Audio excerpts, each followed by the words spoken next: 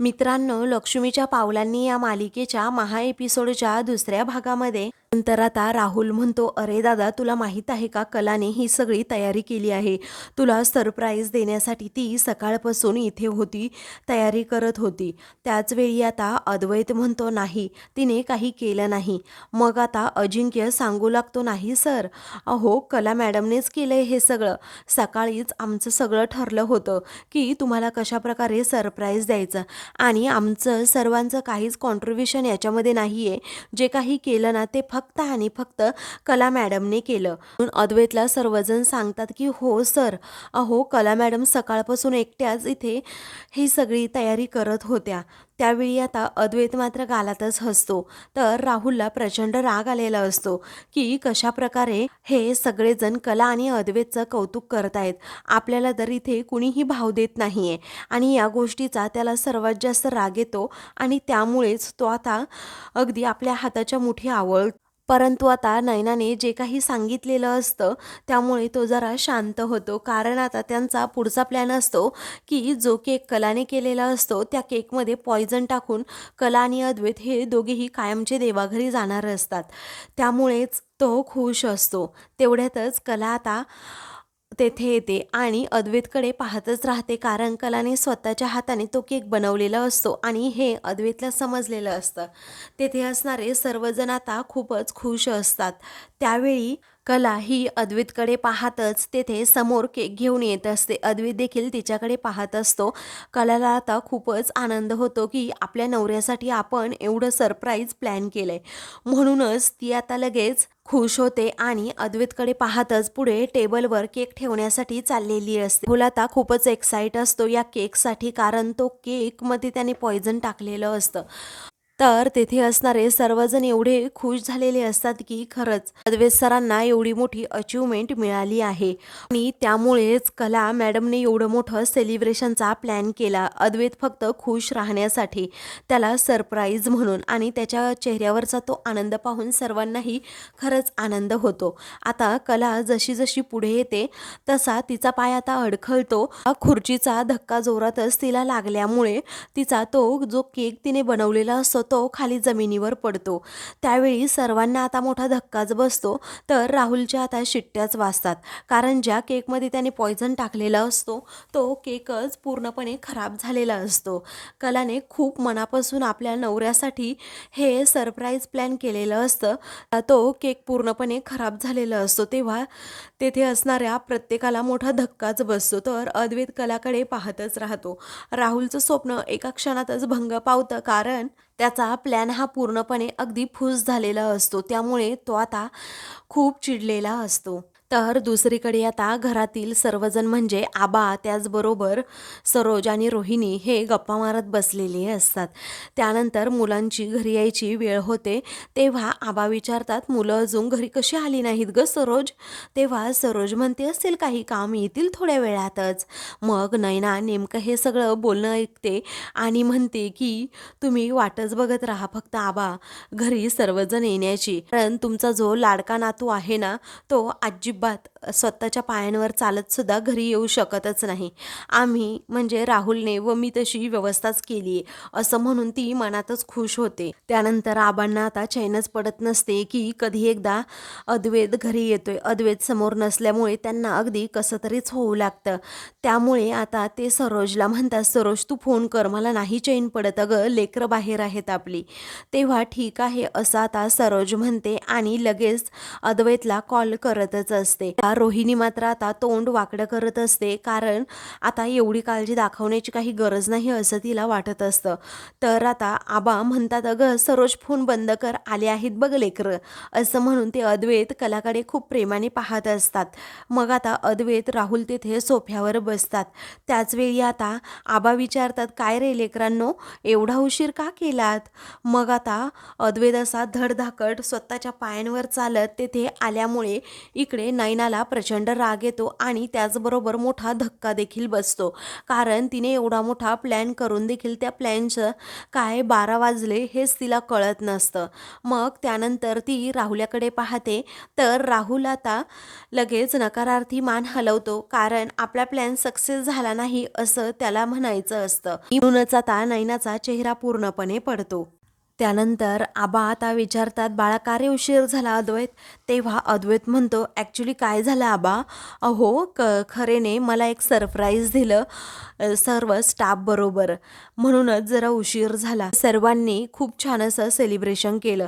त्याचवेळी आबा म्हणतात, गुड, एकदम छान बाळा केलं, कारण आपल्या कर्मचाऱ्यांबरोबर आनंद सेलिब्रेट करण्याचा एक वेगळाच आनंद असतो. ही आयडिया खरोखर खूप चांगली आहे असं म्हणून ते कलाचं देखील अगदी कौतुकच करतात. तेव्हा सरोजला मात्र आता मोठा धक्काच बसतो, कारण तिला हे काही असली थेर आवडलेलीच नसतात. मग आता मनातच ती विचार करते, साधा वरण भात जरी या मुलीने केला ना तरीही आबा त्याचं एवढं कौतुक करतात की विचारू नको, असं म्हणून ती जरा रागातच तिथून जाते. त्याचवेळी आता आबा अंजूला आवाज देऊन म्हणतात की आम्हा सर्वांना जेवायला वाढ.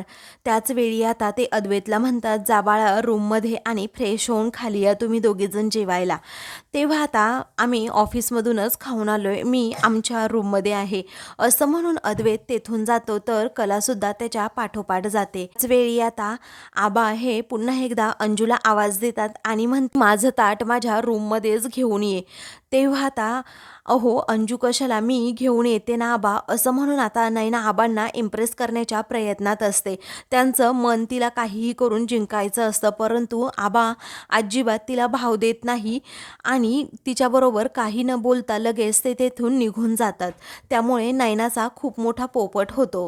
तर आता सर्वजण तेथून गेलेले असतात. आबासुद्धा आपल्या रूममध्ये जातात.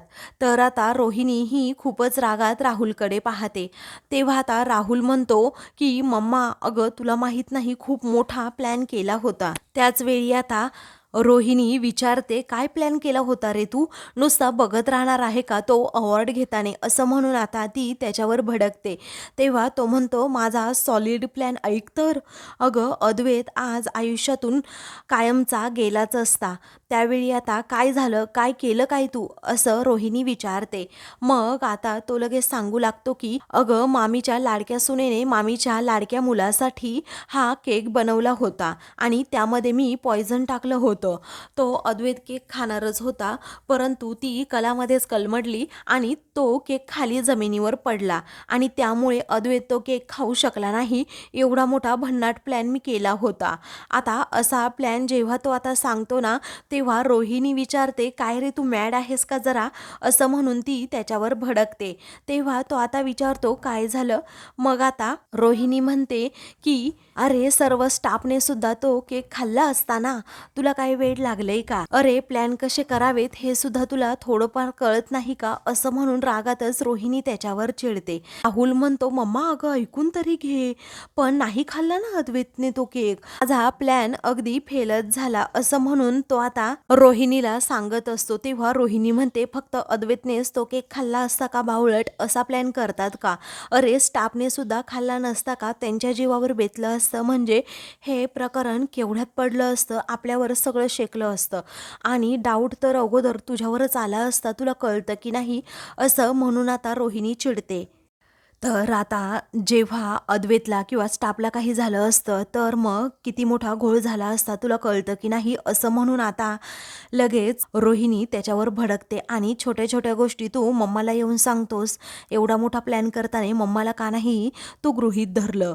मी तुला सजेशन दिलं नसतं का कोणता प्लॅन चांगला आणि कोणता प्लॅन कधी करायचा नाही ते, असं म्हणून रोहिणी आता राहुलवर खूपच भडकते आणि म्हणते की तुला ना खरंच कळत नाहीये, अरे असले फुसके प्लॅन करण्यापेक्षा न केलेले बरे आणि इथून पुढे मला गृहीत पण धरत जाऊ नको कशामध्ये, असं म्हणून रोहिणी खूप भडकते. पोलिसांचं इन्व्हेस्टिगेशन झालं असतं तर मग काय केलं असतं, तू अडकला असता आणि मला सुद्धा अडकवलं असतं, असं म्हणून रोहिणी भडकते आणि मग तेथून जाते. तेव्हा राहुल मात्र आता एकदम शांत होऊन जातो. त्याला समजतं नयनाच्या प्लॅनमध्ये काहीही तथ्य नव्हतं. आता राहुल खूपच नाराज होतो आणि रूममध्ये जायला निघतो. दुसरीकडे अद्वैत आता रूममध्ये असतो तेव्हा आता कला विचारते, काय रे सरप्राईज आवडलं का?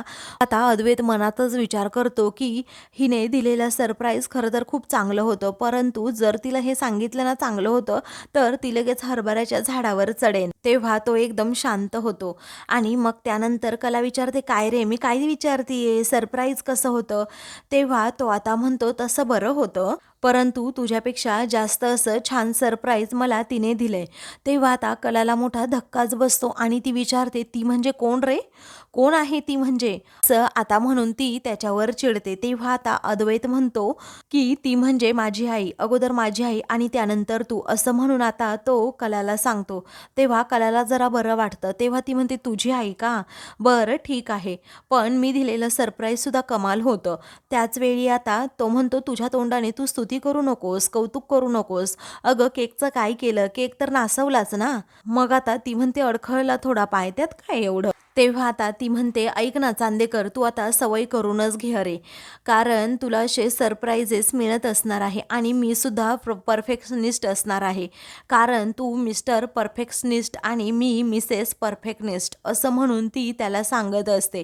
हा अद्वैत म्हणतो, असं आहे का? बरं, हुशार माणसांकडून जरा चांगल्याच गोष्टी शिकाव्यात. पुढे आता अद्वैत म्हणतो, एवढी स्वतःला परफेक्ट समजू नकोस, पसारा किती करतेस ग, हे बघ बरं खाली किती कचरा पडलाय, असं म्हणून तो आता तिला ते दाखवतो. मग आता ते फुलांच्या बुकेचंच काहीतरी तिथे कागद पडलेला असतो. तेव्हा आता कला विचारते, काय रे चांदेकर, मी तुला सकाळी जो फुलांचा बुके दिला होता तो तुला आवडला नाही का? त्यावेळी आता तो म्हणतो की नाही, मी पाहिलंच नाही तो फुलांचा बुके. कोणत्या फुलांच्या बुकेबद्दल तू विचारतीये मला? आणि कोणत्या फुलांचा बुके तू मला सरप्राईज म्हणून दिला होता? तेव्हा ती आता म्हणते, अरे दिला होता सकाळी, बागेतली फुलं घेऊन आले होते मी आणि त्याचा बुके मी तुझ्यासाठी खास तयार केला होता. तेव्हा तो म्हणतो, उगीच ॲलिगेशन करू नको, मी कोणताही बुके पाहिला नाही, असं म्हणून तो आता झोपून घेतो. त्याच वेळी आता कला त्या डस्टबिनमध्ये पाहते तर तेथे फुलांचा बुके असतो. तेव्हा तिला आता राग येतो आणि ती म्हणते, तू फुलांचा बुके इथे डस्टबिनमध्ये टाकलास ना? तेव्हा तो म्हणतो, नाही ग बाई, तुला किती वेळा सांगू, मी हे केलंच नाही आहे म्हणून. मग आता कलाला समजतं हे दुसरंच कुणाचं तरी कारस्थान आहे, कारण चांदेकर माझ्याबरोबर तर असा कधीही खोटं बोलू शकत नाही, असं म्हणून ती अद्वैतवर विश्वास ठेवते. तर दुसरीकडे राहुल हा नयनाला खूप बोलतो आणि म्हणतो, तुझ्या प्लॅनचं सगळे 12 वाजले असते. तू मला जे काही सांगितलं तो प्लॅन ॲक्च्युली माझ्या मम्माला आवडलाच नाही. अगं जर मी त्या प्लॅनमध्ये अडकलो असतो, म्हणजे सर्व स्टाफचा त्या पॉयझनमुळे जीव गेला असता, तर त्या इन्व्हेस्टिगेशनमध्ये माझंच नाव आलं असतं आणि मी आयुष्यभर तिथे खडी फोडत बसलो असतो. तुझं काय गं? मग आता ती म्हणते की अरे पण प्लॅन चांगलाच होता ना? तेव्हा तो म्हणतो, इथून पुढे तुझे असे फुसके प्लॅन मला सांगायचे नाहीत, असं म्हणून तो तिच्यावर आता प्रचंड भडकतो आणि म्हणतो की इथून पुढे जे काही करायचं ना ते मी माझं करेन. तेव्हा नयना म्हणते, बरं बाबा ठीक आहे, तुला तुझं करायचं असेल तर तू करू शकतोस, असं म्हणून ती त्याला तशी परमिशन देते. तेव्हा तो आता लगेच त्याच्या माणसांना कॉल करतो आणि म्हणतो की कसं आहे ना, आता मी जे सांगतोय ना ते तुम्ही व्यवस्थित ऐका, असं म्हणून तो कसा प्लॅन पुढे करायचा हे सगळं काही सांगत असतो. त्याचवेळी मात्र फुल हा खूप खुश होतो की आता उद्या अद्वैत दादा जेव्हा अवॉर्ड फंक्शनला जाईल तेव्हा एका मीटिंगमध्ये अडकेल आणि तसाच वर जाईल कायमचा. मग नयना म्हणते, कसला सॉलिड प्लॅन केलाय रे तू? तेव्हा राहुल स्वतःची पाठ थोपटत म्हणतो, हो मी आहेच तसा सॉलिड, बघ आता माझा प्लॅन कसा परफेक्ट वर्क होतो ते. तेव्हा ती म्हणते, होऊ देत, असं म्हणून दोघेही हसतात. तर आता दुसऱ्या दिवशी कला अगदी छान तयार झालेली असते. त्यानंतर आता अद्वैत तेथे येतो. मग आता तो दरवाजातच उभा राहून तिची गंमत पाहत असतो, कारण आता कला म्हणत असते की चांदेकरसाठी की आज खूप महत्त्वाचा दिवस आहे, त्याच्यासाठी ना मीच कपडे काढून ठेवते, असं म्हणून कोणता रंग कोणत्या कोटवर मॅच होतो हे ती पाहत असते. तेव्हा ती आता एक दोन असे सॅम्पल तिथे काढून ठेवते. मग आता अद्वैत तेथे येतो आणि तिला विचारतो, काय चाललंय काय तुझं? तेव्हा ती आता म्हणते, अरे आज तुला अवॉर्ड मिळणार आहे ना, त्यामुळे बघ ना तुला आवडतायत का हे? तेव्हा तो म्हणतो, कलर सेन्स तरी आहे का ग तुझा? काय हे मॅच करून ठेवलंय तू? हा ती आता म्हणते, चांदेकर तू मला नको सांगूस की कसला हे कलर कॉम्बिनेशन आहे ते. अरे माझं अख्खं आयुष्य गेलंय रंगसंगतीमध्ये आणि तू मला सांगतोस का आता? तेव्हा तो म्हणतो, बरं बरं ठीक आहे सर, बाजूला मी काढतो माझी. मी बघतो माझं काय करायचं ते. आणि तू ना अजिबात घड्या वगैरे विस्कटायच्या नाहीत हा कपड्याच्या. त्यानंतर कला आता त्याला म्हणते की घाल तुला जी घालायची असेल ती कपडे, असं म्हणून ती आता तोंड वाकडं करते. तेव्हा तो सुद्धा आता तिच्याकडे पाहून तोंड वाकडं करतो. दोघेही एकमेकांची गंमत करत असतात. मग कला तेथून हॉलमध्ये येते. आता हॉलमध्ये आल्यानंतर आबा तिला म्हणतात की काय ग कला, आवरलं की नाही तुझं? तेव्हा ती म्हणते नाही आबा, अजून माझं नाही आवरलं, पण तुम्हाला अजून चहा गरम करून देऊ का? आबा म्हणतात नको आता. सरोज देखील तेथे बसलेली असते आणि सोहम सुद्धा. मग आता आबा म्हणतात हे पहा, संध्याकाळी सर्वांनी अगदी नटून थटून अवॉर्ड फंक्शनला जायचं आहे, समजलं? मग नंतर ते कलाला म्हणतात तू तर त्याची अर्धांगिनी आहे, त्याच्या खांद्याला खांदा लावून तू चाललंच पाहिजे आणि आलंच पाहिजे तिकडे. तेव्हा कला म्हणते हो आबा मी येईल नक्कीच. मग सरोज म्हणते चांदेकरांशिवाय त्याच्या आयुष्यात दुसरं कोणीही नकोय. त्याच्या आयुष्यात जे काही त्याला यश मिळतंय ना ते फक्त आणि फक्त चांदेकरांमुळे मिळतंय, असं म्हणून मला खूप कामं आहे, असं बोलून ती तेथून जाते. तेव्हा कलाला खूपच वाईट वाटतं की मी एवढं करूनही माझं नाव हे कशातच घेत नाहीये, याचंच तिला थोडं वाईट वाटत असतं. काही वेळानंतर आता अवॉर्ड फंक्शनला जाण्याची वेळ होते. तेव्हा मात्र आता सर्वजण अगदी छान असे तयार झालेले असतात. राहुल आणि नैना हे दोघेही जरा बाजूलाच उभे असतात. आबा तितक्यातच तेथे येतात. मग आता राहुल म्हणतो वा आबा खूप सुंदर दिसताय तुम्ही. त्यावेळी आबा म्हणतात तू पण छान दिसतोस बाळा. तेवढ्यातच तेथे आता कला आणि त्याचबरोबर सरोज या दोघीही येतात. तेव्हा आता अद्वैत कधी येणार असा सर्वांना प्रश्न पडतो, कारण अद्वैत अजून तयार झालेला नसतो. मग अद्वैत बाळा अरे चल पटकन आपल्याला निघायचंय, असं आबा मोठ्याने आवाज देतात. तेव्हा अद्वैत नेमका आता तेथे येतो. त्यावेळी आता अद्वैत सुद्धा खूप छान असा तयार झालेला असतो. ते पाहून आबा म्हणतात खूप छान दिसतोय बाळा तू, अगदी देखना. मग कलाही त्याच्यावर अगदी इम्प्रेसच होऊन जाते. आता एक एक करून सर्वजण अद्वैतला कॉम्प्लिमेंट देत असतात. तर सरोज म्हणते खरंच खूप सुंदर दिसतोस बाळा तू. तेव्हा तो म्हणतो थँक्यू आई. त्यानंतर आता राहुल आणि नैना हे दोघेही आपापसात काहीतरी बोलत असतात. नैना ही राहुलला म्हणते हे बघ तुझा प्लॅन आज सक्सेसफुली वर्क होणारच आहे. तेव्हा तो म्हणतो जरा हळू बोल, तो तर होणारच आहे. मग त्यानंतर आता कला म्हणते निघायचं का आपण सर्वांनी. तेवढ्यातच अद्वैतला एक मेसेज येतो. त्यावेळी आता मेसेजमध्ये त्याला मीटिंगला आता जायचं असतं. तेव्हा तो त्याबद्दल सर्वांना सांगतो. मग आता तो म्हणतो एका ग्रुपने मीटिंग ठेवली होती आणि तिकडे जावं लागेल आता. आपल्याला अवॉर्ड फंक्शनला सुद्धा जायचं आहे, आता काय करायचं बरं? मग आता मीटिंग कॅन्सल करायला सांग आणि उद्या त्यांना घ्यायला सांग, असं सरोज म्हणते. त्यावेळी आता राहुल म्हणतो असं नाही करता येणार, कारण उद्या काय आहे ना, तर ते आउट ऑफ इंडिया जाणार आहेत आणि ही मीटिंग खरंच खूप महत्त्वाची आहे. मला आत्ता सायलीचा मेसेजसुद्धा आला होता. तेव्हा नैना राहुलकडे पाहतच राहते. त्यानंतर मीटिंग तर उद्या होती ना असं सरोज विचारते. राहुल म्हणतो नाही ग मामी, मीटिंग ॲक्च्युली काल होती, परंतु कलाने दादासाठी सरप्राईज प्लॅन केलं होतं म्हणून मीटिंग आज ठरले आणि दादाला माहीत नव्हतं, सायलीने हे प्लॅनिंग केलं. आता काय उद्या ते आउट ऑफ इंडिया जाणार आहे म्हटल्यानंतर मीटिंग आजच करावी लागेल. सर्वांचाच आता नाईलाज होतो. त्यानंतर राहुल मनातच विचार करतो की असाच गोंधळ मी वाढवणार आहे, म्हणजे कसा जागच्या जागी असा व्यवस्थित प्लॅन सुद्धा होईल. या विचाराने तो आता खूपच खुश होतो. तर नैना राहुलकडे पाहतच राहते. त्यानंतर आता सरोज म्हणते कामं महत्वाची की बाकीचं महत्वाचं, असं म्हणून ती जरा चिडतेच. त्यावेळी राहुल विचारतो मामी जर एवढे प्रॉब्लेम होणार असतील तर मी जाऊ का तिकडे मीटिंगला? रोहिणी आता राहुलकडे पाहतच राहते, कारण त्याच्या डोक्यात नक्की काय शिजतंय हे रोहिणीला काहीच माहीत नसतं. तेव्हा राहुल आता विचारतो बोला की मी जाऊ का ऑफिसला तिकडे मीटिंगसाठी? मग आता राहुलला माहीत असतं की अद्वैत नकोच म्हणणार, कारण त्या क्लायंटबद्दल मलाच माहीत आहे. तो आता मनात म्हणतो की दादा बोल पटकन बोल, अरे मी हे शब्द ऐकण्यासाठी आतुर आहे.